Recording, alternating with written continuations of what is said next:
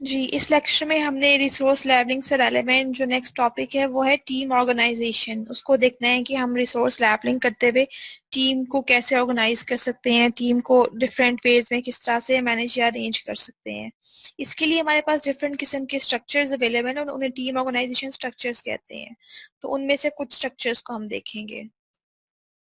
किसी भी ऑर्गेनाइजेशन के अंदर हायरार्की ऑफ पीपल या वो किस तरह से फंक्शंस परफॉर्म करते हैं, ये बहुत इंपॉर्टेंट होता है, क्योंकि ये फंक्शनैलिटी या किस वे में उसको स्ट्रक्चर किया हुआ है, उसकी हायरार्की क्या है, ये ऑर्गेनाइजेशन के बारे में आपको इंफॉर्मेशन प्रोवाइड करती है कि उसकी वैल्यूज क्या हैं, क्या वो अपने एम्प्लॉयज को फ्रीडम देने पे बिलीव करती है ऑर्गेनाइजेशन, या वो उनको टाइटली बाउंड करने पे बिलीव करती है, क्या वहाँ पे कमांड का ज्यादा रिवाज है या उसको फॉलो किया जाता है, या लोगों को फ्रीडम ऑफ चॉइस दी जाती है।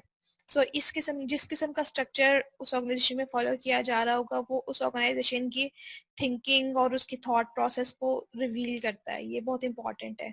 इसलिए हम देखते हैं कि मल्टीनेशनल ऑर्गेनाइजेशंस जो है उसमें मैक्सिमम फ्रीडम दी जाती है डिफरेंट किस्म के मैनेजर्स को या अपने एम्प्लॉयज को।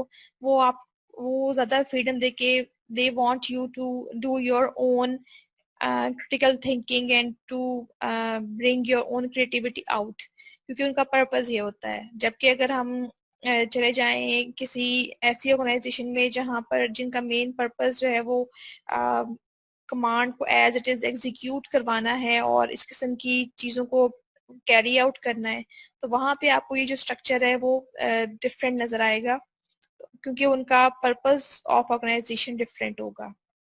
सो जिस किस्म की ऑर्गेनाइजेशन होगी उनका ऑर्गेनाइजेशन स्ट्रक्चर भी उसके अकॉर्डिंगली हमें नजर आएगा। ठीक है। स्ट्रक्चरल ऑर्गेनाइजेशन में हमने तीन चीजों को कवर करना है। हमारे पास एक फंक्शनल स्ट्रक्चर होता है, एक डिविजनल स्ट्रक्चर होता है और एक मैट्रिक्स स्ट्रक्चर होता है। इन तीनों स्ट्रक्चर्स को हम बारी बारी ये भी देखते हैं। फंक्शनल स्ट्रक्चर में जो डिवीजन की यानी जो डिवाइड करने का मेन बेसिस है वो है फंक्शंस। कौन सा पर्सन क्या फंक्शंस परफॉर्म कर रहा है, उस बेसिस पे जो है वो टीम को डिवाइड किया जाता है, यानी फंक्शनैलिटी के बेस पे टीम को डिवाइड किया जाता है। इसे कुछ बेनिफिट्स भी हैं। ये अलाउ करता है कि डिफरेंट किस्म के फंक्शनल ग्रुप्स जो हैं वो क्रिएट किए जा सकते हैं और उनको इनहेंस किया जा सकता है। फॉर एग्जाम्पल एक सॉफ्टवेयर कंपनी है, सॉफ्टवेयर हाउस है, तो उसमें जो सॉफ्टवेयर इंजीनियर्स हैं, जो सॉफ्टवेयर डेवलपमेंट डिपार्टमेंट है, वो उसको उसके जितने भी स्टाफिंग का मामला है वो ही देखेंगे। यानी अगर सॉफ्टवेयर हाउस में आपने हायरिंग करनी है तो वो सॉफ्टवेयर इंजीनियर इटसेल्फ वही हायरिंग करेंगे, बिकॉज उनको अपने लिए टीम मेंबर चाहिए, उन्होंने ही अपने टीम मेंबर से काम करवाना है। सो दे वुड नो बेटर कि हमें किस किस्म के टीम मेंबर्स चाहिए। So this is called functional structure. इसके कुछ फायदे जो है, ये कुछ प्रॉपर्टीज वो ये आ जाती हैं कि high volumes of product at low cost produce करना पॉसिबल होता है, बिकॉज यू आर टारगेटिंग कि हमें किस किस्म के लोग चाहिए, हमें किस किस्म के फंक्शंस उनसे परफॉर्म करवाने हैं, आपका मेन गोल ये होता है। सो इसकी वजह से आप इस की टीम इस केपेबल होती है कि वो आपकी प्रोडक्ट्स जो है वो ज्यादा वॉल्यूम्स में प्रोड्यूस कर सकती है और इसकी कॉस्ट भी कट डाउन हो सकती है। और इसके नुकसानात में एक ये पॉसिबिलिटी हो सकती है कि शायद अगर उनकी आपस में कम्युनिकेशन अच्छी नहीं है तो फंक्शनल ग्रुप्स जो हैं वो इफेक्टिव नहीं होंगे। अगर किसी टीम मेंबर को प्रॉब्लम आ रही है और वो प्रॉपर कम्युनिकेट नहीं कर पा रहा अपने जो है बॉस को, तो उसकी वजह से जो है वो परफॉर्मेंस खराब होगी और हमारे जो एक एम था कि हमें हाई वॉल्यूम्स प्रोड्यूस करने हैं प्रोडक्ट्स के, वो इफेक्ट होगा फिर। तो इस अगर हम फंक्शनल स्ट्रक्चर को फॉलो करें तो हमें मेक श्योर करना है कि जो communication among the team members है वो बहुत ज्यादा स्ट्रांग हो और इफेक्टिव हो। अदरवाइज ये जो ग्रुप फंक्शनल ग्रुप है ये इफेक्टिव नहीं रहेगा। ठीक है। ये कुछ स्ट्रक्चर आया था फंक्शनल ऑर्गेनाइजेशन में। ऊपर एक टॉप पे सीईओ होता है, उसके बाद डिफरेंट किस्म के मल्टीपल फंक्शनल मैनेजर्स होते हैं और हर फंक्शनल मैनेजर के अंडर एक टीम डिफाइन की गई होती है। सो यहाँ पे किस तरह से each staff has one supervisor, यानी जो फंक्शनल मैनेजर है उस स्टाफ मेंबर का वो सुपरवाइजर होगा। Members are group by speciality. Maybe एक ये जो हमारे पास ग्रुप है ये फ्रंट एंड डेवलपमेंट का ग्रुप है और इसका टीम लीडर जो है वो ये फंक्शनल मैनेजर है। ये हमारे पास बैक एंड डेवलपमेंट का ग्रुप है, इन्होंने सिर्फ बैक एंड डेवलप करना है। इनके अंदर ये 3 स्टाफ मेंबर्स हैं और इनका जो टीम लीडर है वो ये फंक्शनल मैनेजर है। इस तरह से मे बी ये रिक्वायरमेंट इंजीनियरिंग की जो है फोर्स है और इसका उनका जो टीम लीडर है वो ये वाला फंक्शनल मैनेजर है। आपस में कोऑर्डिनेशन होती है क्योंकि जाहिर है फ्रंट एंड और बैक एंड और रिक्वायरमेंट्स ने आपस में कम्युनिकेट करना है, इन्फॉर्मेशन शेयर होनी है तो ही काम होगा। और वो एक मीटिंग के थ्रू ये जो मैनेजर्स हैं ये आपस में कम्युनिकेशन करते हैं। स्टाफ मेंबर्स जो हैं वो उनसे डायरेक्टली आपस में कनेक्टेड नहीं है, यानी जो कम्युनिकेशन होगी वो फंक्शनल मैनेजर की आपस में होगी। स्टाफ मेंबर्स आपस में कम्युनिकेट कर सकते हैं लेकिन वो एक स्टाफ मेंबर किसी दूसरे फंक्शनल मैनेजर से कम्युनिकेट नहीं कर सकता। ठीक है। So, scope of project is limited to the boundary of the function. Engineering department in a functional organization will do its project work independent of the manufacturing or marketing departments. जैसे हमने भी बात की कि front end, back end और requirement engineering departments independently काम करेंगे, share करेंगे, लेकिन उनका आपस में दूसरे के साथ link नहीं होगा staff members का। ये है हमारे पास functional structure।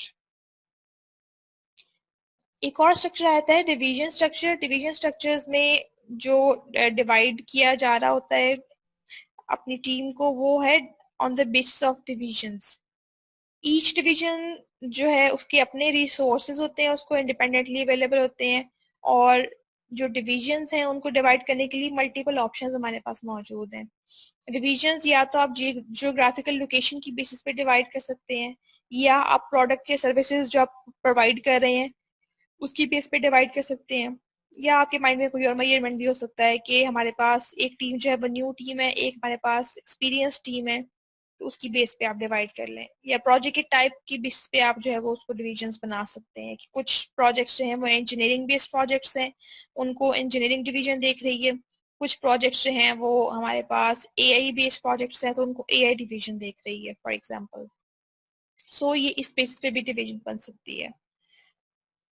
Let's say example एक जनरल इलेक्ट्रिक कंपनी है, उसमें they can have a microwave division जो सिर्फ माइक्रोवेव्स को डील करती है। उनके अपने रिसोर्स है, अपना बजट है, अपनी टीम है, अपने एचआर है, अपना सब कुछ है।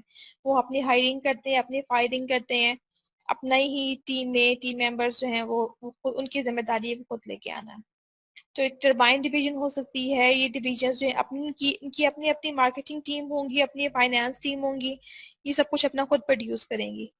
ठीक है।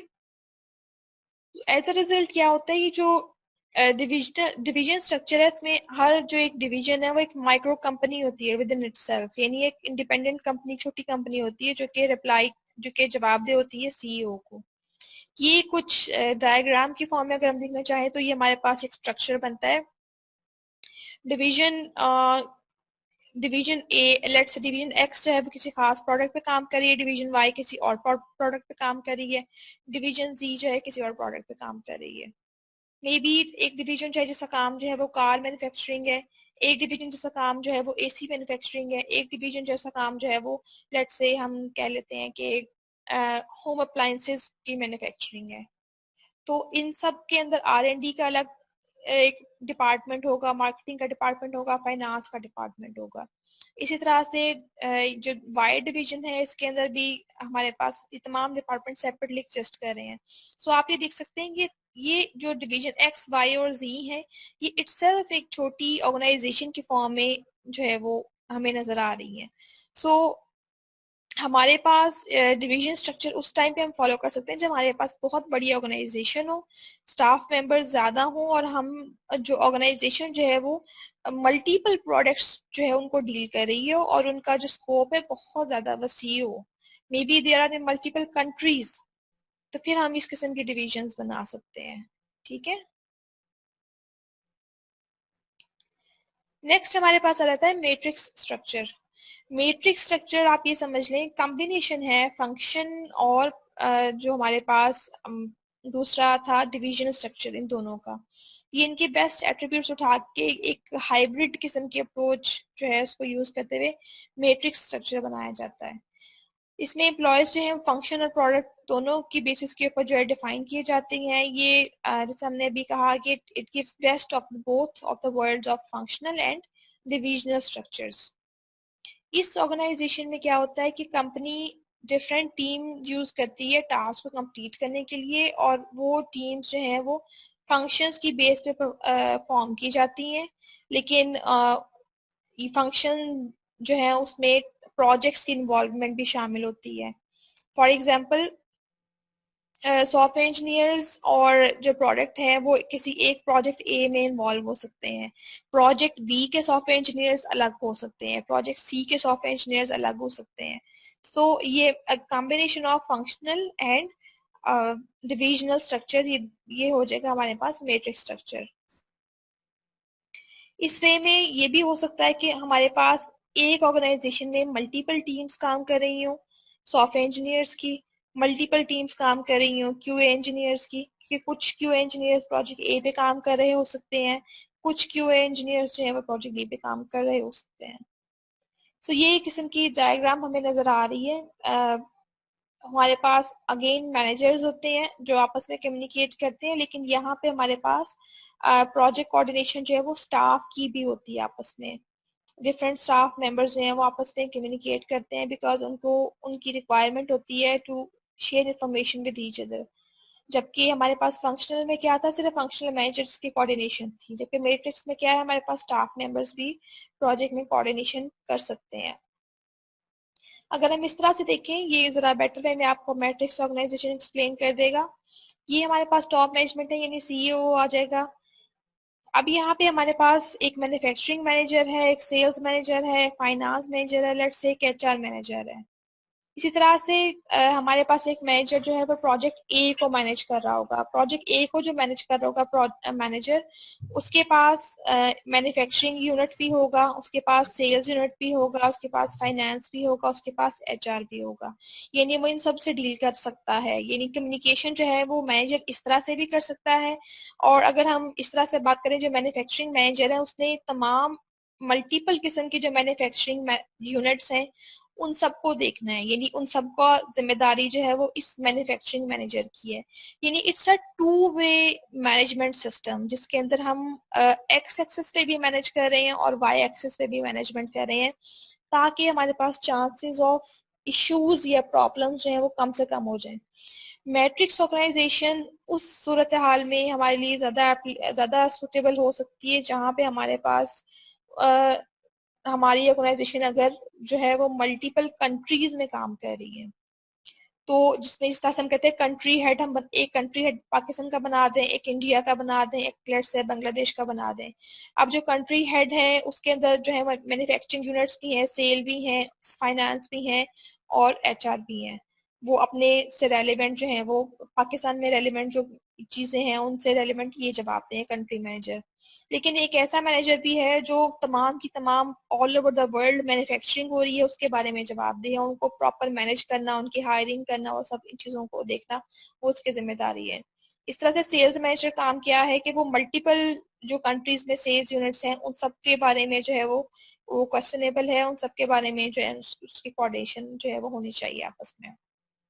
सो ये एक टू वे हमें नजर आती है organisation of different type of employees. ठीक है,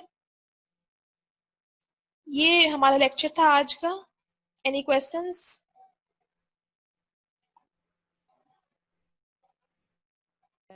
नो मैम।